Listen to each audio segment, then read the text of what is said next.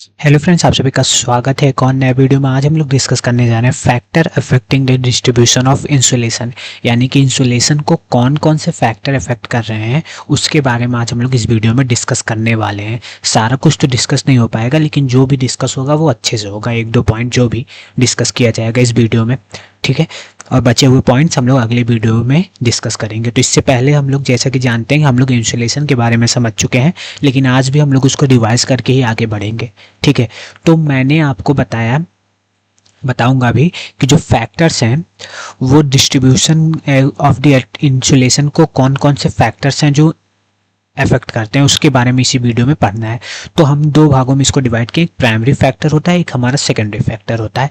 उस primary factor में हमें पढ़ना है एंगल ऑफ इंसिडेंस के बारे में, कैसे इफेक्ट करता है इंसुलेशन को। एक हमें पढ़ना है ड्यूरेशन ऑफ सनशाइन के बारे में। तो आज हम लोग केवल एंगल ऑफ इंसिडेंस के बारे में पढ़ेंगे, यानी कि ये पहला टॉपिक आज हम लोग इस वीडियो में कवर करेंगे कि कैसे ये डिस्ट्रीब्यूशन ऑफ इंसुलेशन को अफेक्ट करता है, ठीक है। ज़्यादा हड़बड़ाहट में नहीं रहेंगे, बिल्कुल इत्मीनान से समझने की कोशिश करेंगे।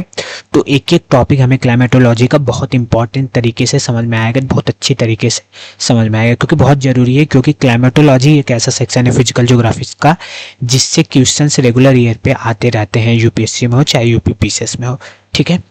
तो चलिए शुरुआत करते हैं हम लोग पहला पॉइंट समझने के लिए कि एंगल ऑफ इंसिडेंस कैसे इफेक्ट करता है इंसुलेशन को। उसके बाद हम लोग आएंगे ड्यूरेशन ऑफ सनशाइन पे, ठीक है। तो पहले हम लोग एक बार इंसुलेशन को रिवाइज कर लेते हैं। तो इंसुलेशन क्या होता है, जैसा कि आप लोग जानते हैं कि propagation of solar energy received by the earth, ठीक है। अर्थ से जो सन की एनर्जी रिसीव्ड की जाती है प्रोपोगेशन नहीं, प्रोपोर्शन में, कुछ क्वांटिटी में, उसी को हम लोग इंसुलेशन कहते हैं। जैसे कि आप लोग जानते हैं कि इंसुलेशन जो है हमारा इलेक्ट्रोमैग्नेटिक स्पेक्ट्रम के फॉर्म में अर्थ की तरफ आता है, जिसमें हमारे शॉर्ट वेवलेंथ वाले वेव्स होते हैं, मीडियम वेवलेंथ वाले भी और लॉन्ग वेवलेंथ वाले भी वेव्स होते हैं। इंसुलेशन का ऐसा पार्ट जो हम लोग अपनी आंखों से देख सकते हैं वो मीडियम वेवलेंथ वाले होते हैं, जिसको हम लोग विवग्योर कहते हैं।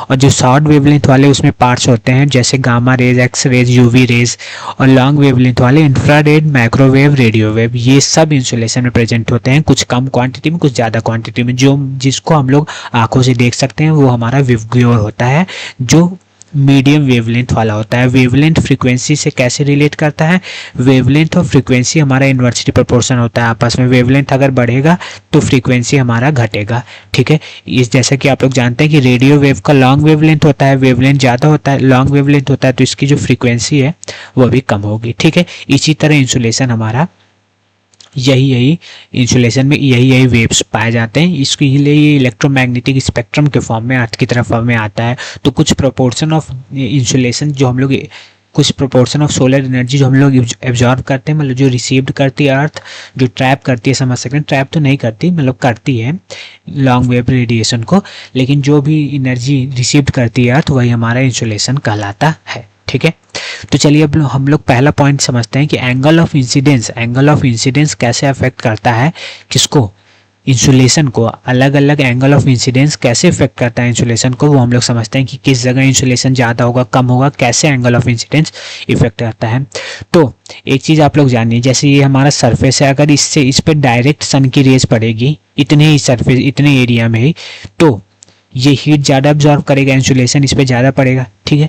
अगर इतने ही सरफेस पे हमारा कुछ रेज कुछ इस तरह आ रही है, मतलब डायरेक्ट नहीं आ रही, सीधे नहीं आ रही, कुछ स्लैंट फॉर्म में, तिरछे फॉर्म में आके टकरा रही है, तो क्या आपको लगता है यहाँ का टेम्परेचर, यहाँ पे इंसुलेशन ज़्यादा पड़ेगा कि यहाँ पे इंसुलेशन ज़्यादा पड़ेगा? तो आप लोग ऑब्वियसली कहेंगे कि उतने ही क्वान्टिटी ऑफ रेज यहाँ भी आके, लेकिन ये डायरेक्टली आके हिट कर रहे हैं, तो इस पर जो टेम्परेचर इस सरफेस पे है वो टेम्परेचर ज़्यादा इंक्रीज हो रहा है, क्योंकि रेज सीधे आके इसी पे स्ट्राइक कर रही है। लेकिन ये तिरछे ही उतने क्वांटिटी ऑफ रेज जा रही हैं, लेकिन ये अच्छे से ना तो सरफेस पे स्ट्राइक कर पा रही हैं, क्योंकि एक यहाँ स्ट्राइक कर रहा है तो एक यहाँ स्ट्राइक कर रहा है, एक यहाँ, लेकिन ये जो सीधे रेज आती है वो एक ही जगह, समझ सकते हैं, रेगुलर स्ट्राइक करने पे टेम्परेचर यहाँ का ज़्यादा होगा एज अ कंपेरिजन ऑफ इसके। तो वही मैं आपको बताना चाहता हूँ कि सन की रेज, जैसा कि आप लोग जानते हैं कि जो अर्थ है वो हमारा टिल्टेड है, टिल्टेड फॉर्म में है, 23 डिग्री नॉर्मल एक्सिस से टिल्ट है 23.5 डिग्री, ठीक है। तो इसीलिए इक्वेटर पे जो हमारी सन रेज है वो डायरेक्ट फॉर्म में जाती है, एंगल ऑफ इंसिडेंस वहाँ 90 होता है, 90 डिग्री होता है, क्योंकि वहाँ डायरेक्टली जाके हिट करती है, लेकिन अर्थ के जो पोल वाला सेक्शन है वहाँ पे जो एंगल ऑफ इंसिडेंस है वो 90 डिग्री से कम होता है, क्योंकि वहाँ डायरेक्ट रेज हिट नहीं करती सन की, वहाँ स्लैंट रेज यानी कि तिरछी रेज जो है वो जाके हिट करती है, जिससे उस एरिया में इंसुलेशन कम पाया जाता है। इंसुलेशन कब पड़ता है, क्योंकि मैं आपको बताया कि जहाँ पे स्लैंट रेज, आप लोग ये समझ लिए, स्लैंट रेज जहाँ भी हिट करेगी जिस सरफेस पे वहाँ हमारा इंसुलेशन कम होगा। डायरेक्ट रेज जहाँ पे हिट करेगी वहाँ पे हमारा क्या होगा, इंसुलेशन ज़्यादा होगा। तो डायरेक्ट रेज हिट कर रही है यानी कि एंगल ऑफ इंसिडेंस 90, और जहाँ एंगल ऑफ इंसिडेंस हमारा कम होते जा रहा है 90 से कम होते जा रहा है, वैसे वैसे हमारा इंसुलेशन भी कम होते चला जा रहा है। यहाँ भी 90 से कम है तो यहाँ भी इंसुलेशन कम होता है as a comparison of equator.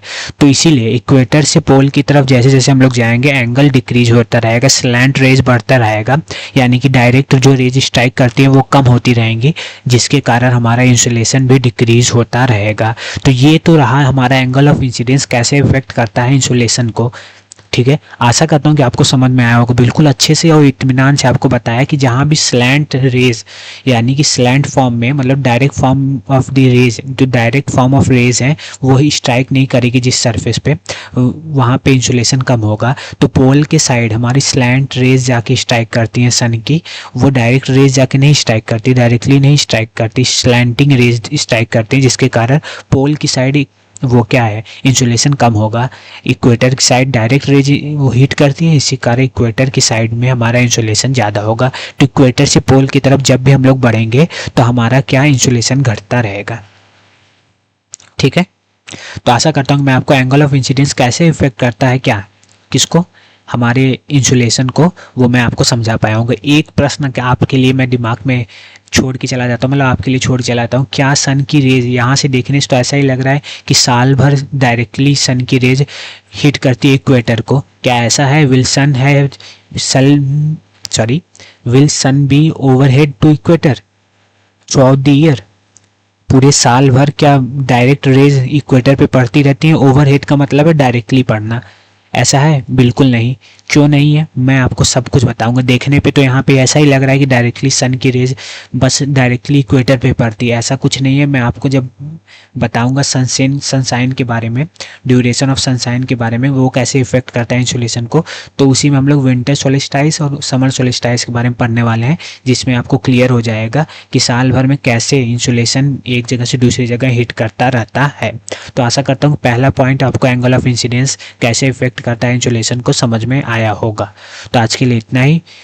Comment करके जरूर बताइएगा वीडियो कैसा लगा, और वीडियो को लाइक एंड चैनल को सब्सक्राइब जरूर करिए। धन्यवाद।